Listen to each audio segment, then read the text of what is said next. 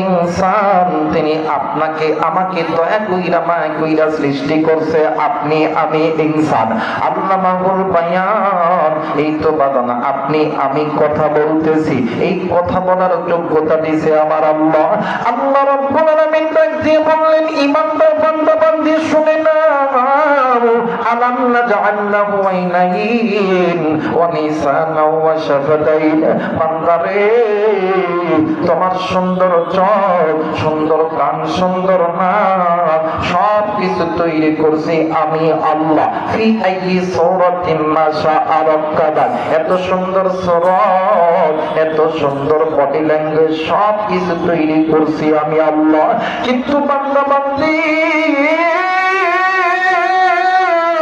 আজকে কোন দুনিয়ার মায়ে পড়িয়া বান্দা তুমি গুনাহ করো, আজকে কোন দুনিয়ার মায়াই পড়িয়া বান্দি তুমি গুনাহ করো। ভাইজান, এই দুনিয়া থাকার জায়গা নয়, কেউ এই দুনিয়ায় চিরদিন থাকবে না। আমার আল্লাহ বলেন, বান্দা শোনো শোনো, আমি আল্লাহ রাব্বুল আলামিন বলে দিলাম, কুল্লু নাফসিন যায়িকাতুল মাউত, মৃত্যুর স্বাদ একদিন না একদিন সকলকেই ভোগ করতে হবে।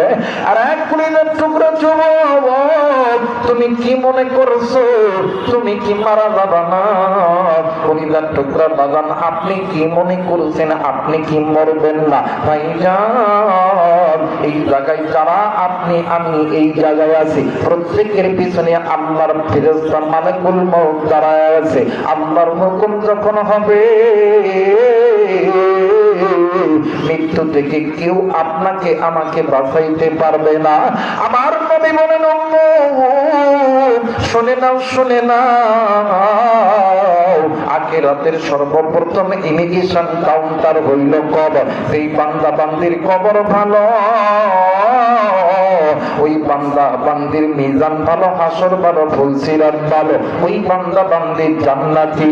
সেই বান্দা বান্দির কবর ভালো নয়, সেই বান্দা বান্দির হাসর ভালো নয়, সেই বান্দা বান্দির মিজান ভালো নয়, ওই বান্দা বান্দি হইল জাহান্নামী। আল্লাহ বললেন, ইমানদার বান্দা বান্দি শুনে না, আমি আল্লাহ রাব্বুল আলামিন বলে দিলাম, এ ইমানদার বান্দা বান্দি, তোমাদের অন্তরের ভিতরে এক নম্বর আমি আল্লাহর ভয় তোমরা ঢুকিয়ে দাও।